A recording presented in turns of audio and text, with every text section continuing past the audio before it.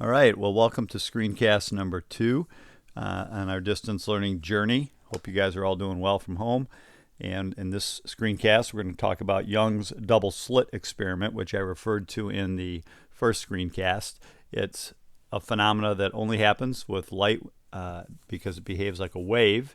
And it happens, as you saw this in the first screencast, where light rays from a single source, in this case, let's say it was a laser, come through these very tiny little slits, and when they're projected onto a screen over here, this is a screen, you see this pattern right here. You see some bright and some dark patches, and I'm going to show you a video which is basically what I would do in class if we weren't distance learning.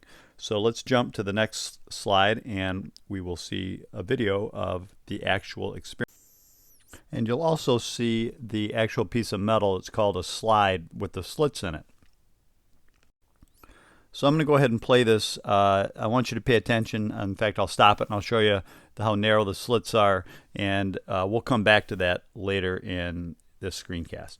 Okay, so I'm going to try and demonstrate to you a practical experiment called Young's double slits, named after a bloke called Young who did loads of really cool physics.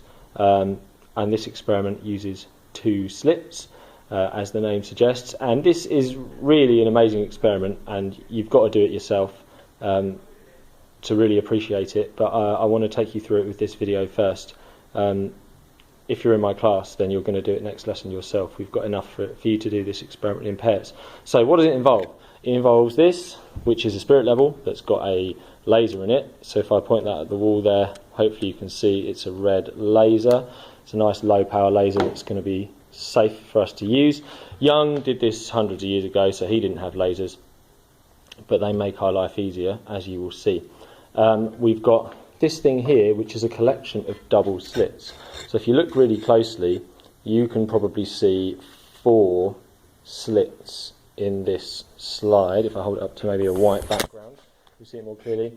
Each of those things that you can see there, oh no, that's lovely, that's focused really nicely. So you can see that each of those things that look like one slit is actually a pair of slits, and the ones on the right are quite far apart, and the ones on the Okay, I paused the video because I want to show you the slits right there. You can see how narrow those are.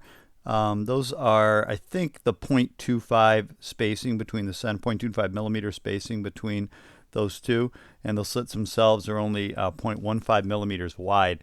So super narrow slits. I just wanted to point that out because I think it's important that you, when we get into the derivation of an equation later on, you have an idea of how narrow these things are. Left are really close together. So these are double slits. What happens when the light passes through these two slits is that it spreads out. So when light passes through a narrow gap, it spreads out, it diffracts, and then the light coming from each of those two slits can interfere. So I'm going to shine the laser light through. I'm going to use the leftmost pair of slits because that's going to work best. So I'm going to shine this laser through a double slit, and then all the way over there, I'm not sure if you can see it, is a screen. It's a long way away, and you'll find out why that is shortly. So I paused it again real quick. I just want to point out how long the distance is between the slits, the metal slide with the slits, and the screen. You saw how long that lab table is. It's probably 10 feet or more distance. Here we go. I'm going to turn the lights off. I'm going to turn the laser on, and I'm going to direct the laser through 2 of the slits. So the laser light is going through a double slit, 2 slits very close to each other. All the way down there on the screen you might just see some red. Now actually let me show you what it looks like without the double slit. Without the double slit it looks like a dot. Okay, let's go back. Now I've put a double slit in the way. So the laser light is passing through both of those slits, it's spreading out, it's diffracting, but when it gets over here, you get this very interesting pattern of bright and dark fringes. So it goes bright then dark, then bright, then dark, then bright, then dark, and so on. So this is a two-slit interference pattern. Okay, so that's the pattern I wanted to show you. I wanted you to see the experiment as if we were doing it in class. On the next slide, we're going to kind of qualitatively look at this pattern and what causes it. Okay, so I'm going to zoom in here, and we're going to look at this first figure here.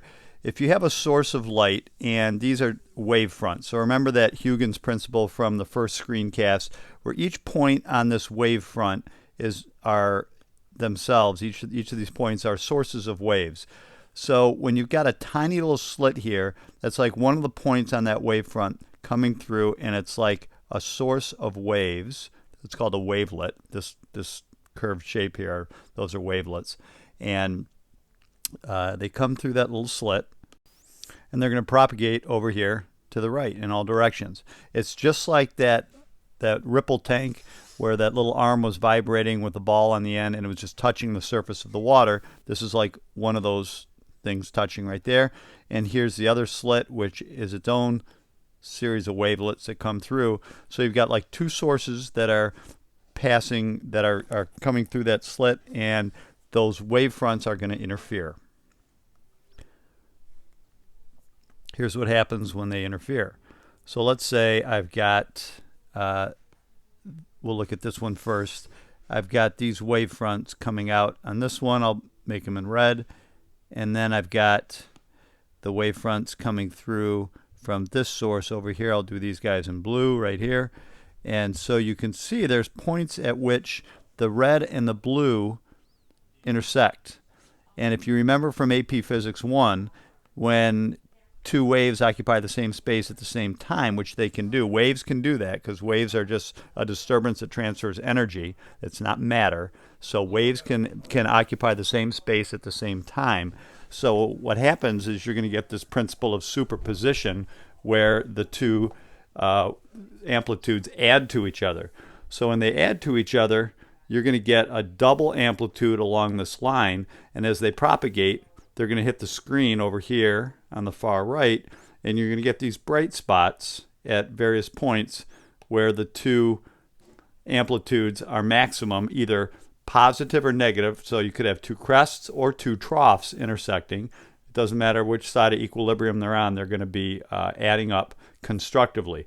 So this is called constructive interference. Down here is just the opposite. So down here you're going to have where, let's start with this source over here, this source over here. We've got wave fronts right here from this source, and on this side, in between two wave fronts with the crests, right in between at the midway point, that's a trough. This is a trough. This is a trough right here. This is a trough right here. So you can see where the blue line and the red dots that I just drew intersect. You've got a crest and a trough in the same place at the same time. They're going to completely cancel out. So if I follow that line where the crests and the troughs, consistently intersect with each other, that's going to create zero intensity. So the amplitude is zero, and you're not going to have any light at all. Those are the dark spots, and those will occur periodically in between the various bright spots. So that's kind of qualitatively what's happening. It all happens because of interference, and you get constructive interference, and you get destructive interference. So that's destructive interference. That's what's causing those, because you've got two sources interacting, you're going to get that effect. So here's a slide that's just kind of a qualitative summary of what we just talked about. And I want to point out a couple things. The interference pattern of dark and bright bands produced by light passing through two closely spaced narrow slits can be explained by the addition or the superposition, that's a key word, of the circular wavelets that originate from the two slits. The length of the path that each wave travels to a particular spot on the screen determines the phase of the wave at that location. We're going to talk about the path length here in just a second. We're going to get quantitative. But I need to talk about what it means to have waves that are in phase versus out of phase. Okay, here's what I mean by in phase versus out of phase. So waves are in phase if their crests and their troughs line up. I've chosen two waves that have the same wavelength. If you remember, wavelength is a distance between two crests or two troughs. That's called the wavelength. And if the crests are lined up and the troughs are lined up, that means they're in phase. If the crests and the troughs, instead of crest to crest, if it's crest to trough, if that's how it's lined up like this, those would be 180 degrees out of phase. So I just slid that blue one over to the left. That means they're 180 degrees out of phase there. So you can see here where it says when two waves arrive in phase. Arrive means hit the screen in phase. You've got the two crests of the two troughs lined up. They're going to add constructively. When two waves arrive with different phases, they're darker. And if they're completely out of phase, that's called total destructive interference.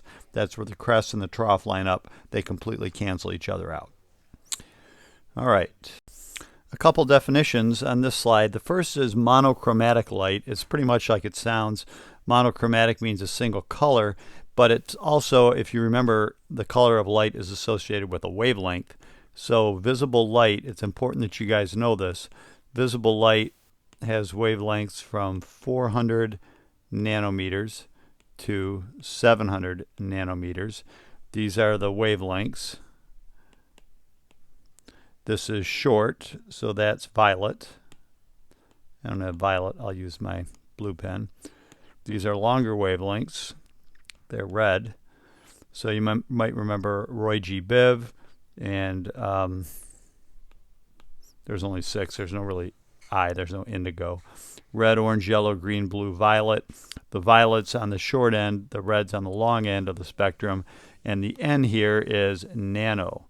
So that's 10 to the negative 9.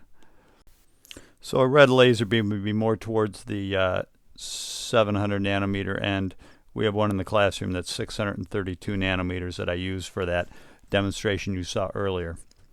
The second definition I want you to know is coherent light, which lasers are special devices in that all the light rays that come from them are in phase. That means they are all, crests are timed to be the same for each light wave that comes out of a laser beam, which is not the case with regular light bulbs. So that's a special thing about lasers that makes them really handy to use in this double slit experiment.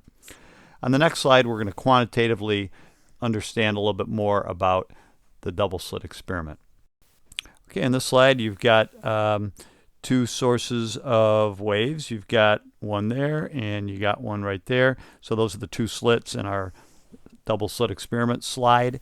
And then you've got these waves that I have here that line up perfectly with the wave fronts. So it's kind of like slicing this thing in a cross section and then flipping it over so you can see the crests and the troughs of the waves. So I'm going to go ahead and line these up with the crests. Okay, so I lined this guy up. So here's a crest coming right out of source 1, and you'll notice that that crest is touching point Y.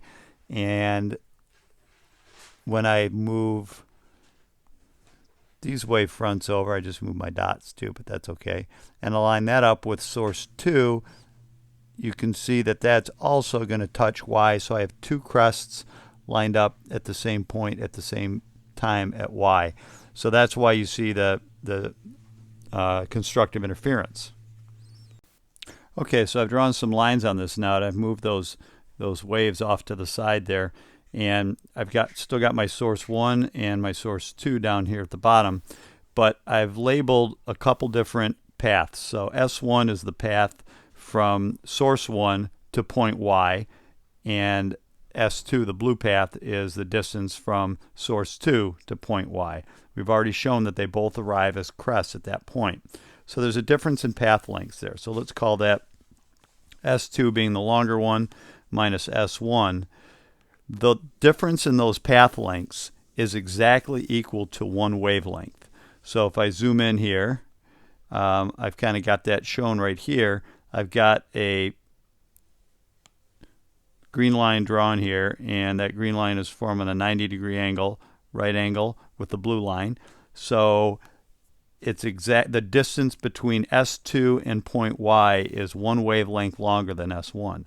So the difference there is equal to a wavelength. So looking at that little triangle right there, the angle, it's a right triangle, and the angle theta that it makes, if I take the sine of that angle, I'm going to get the opposite leg, which is lambda, divided by the hypotenuse, which is that d. So I can start to kind of quantitatively figure out where those bright spots are going to be by using some geometry here. Okay, now there's nothing magic about this being exactly 1 wavelength difference. The difference between the path length could be 0, so you could have these two things meet right in the middle. You can see there's a point of constructive interference exactly in the middle, you know, along there. So you could have that, or you could have 2 wavelengths different or 3 wavelengths different, and so on. So generally, we'll write the path length difference for constructive interference needs to be some integer multiple of wavelength, so that m is just an integer. So we can write this as sine of theta is equal to m lambda over d, where m can be any integer from 0 to 1 and on. The brightest are going to be right in the center here because the distance that the light has to travel is the smallest, and the larger m gets, the intensity or the brightness of the maxima is going to be less and less. Okay, I just added a big green triangle here. So here's a line that's right down the middle between S1 and S2 that hits the screen up at the top there. Sorry, my screen is that green line up at the top. Okay, then I added another line right here, which is a line directly from a point in between S1 and S2 out to Y, the first maxima on the screen. And this angle theta is going to be exactly the same angle that you had down here. So it's the same angle.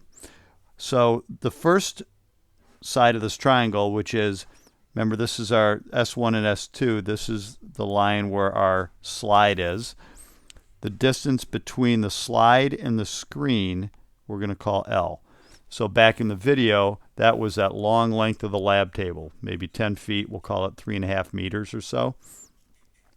Then you've got the distance between a point between the two, directly the midpoint between the two slits to the first maxima, we're going to call that Y. So now I'm going to use that same angle, tangent of theta now instead of sine.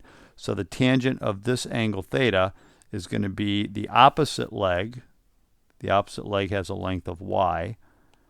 The adjacent leg has a length of L. So I've got tangent of theta is equal to y over L. So if you think about the angle itself, this distance L was probably 3.5 meters in that video, the length of that really long lab table. The distance y was a distance from the first bright spot right in the middle of the screen to the next bright spot. Maybe that was 2 to 3 millimeters. Okay, so this is greatly exaggerated on, this is not drawn to scale. So angle theta is going to be a super small angle. You can see the opposite leg is really small, 2 to 3 millimeters compared to the adjacent leg. Well, so there's a interesting relationship here. I'm going to go to the next slide. For small angles,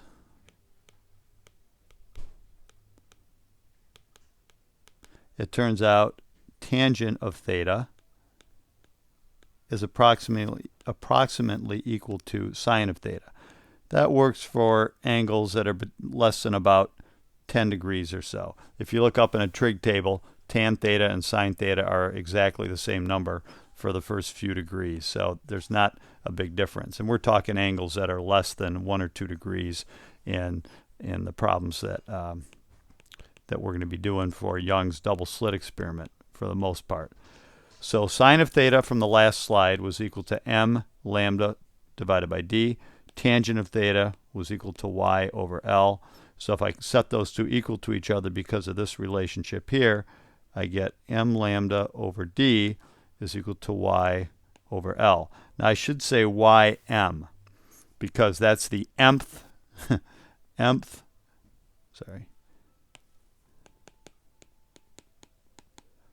bright spot. So for the first bright spot, I'm going to get one number. For the second, third, and so on, it's going to be a different value of y. So let me identify each one of these variables for you one last time. Okay, here's what each one of those variables means. M is the order of the maxima. So a first order maxima or a zero order maxima would be the brightest. Then the first order would be the first bright spot to the right or to the left of the center.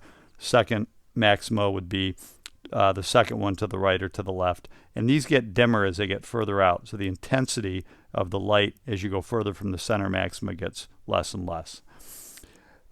D is the distance between the slits. That's this guy right here.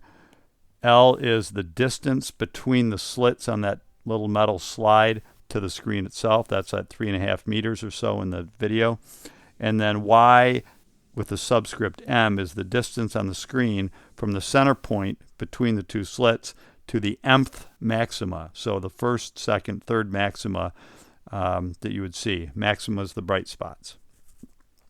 So that's called Young's equation, and I just want to stress to you that Young's equation can only be used, you can only set these two sides equal to each other for small angles. So if you have an angle that's larger than 10 degrees, which is typical with sound and other things that also exhibit this property of wave interference, you might get 10 or 15 or 20 degree angles. You need to solve for the angle first, let's say with one of these two relationships, substitute the angle in over here to solve for either y or L. So only with small angles can you use the small angle approximation and set these two equal to each other. But for light waves, it will pretty much always be true because light waves have really, really tiny wavelengths and small y values. Okay, hopefully that helps you and it makes sense. If you have any questions, we have office hours on Tuesdays and Thursdays from 9 to 10, and I will send a Google Hangout out for that. Okay, guys, stay safe.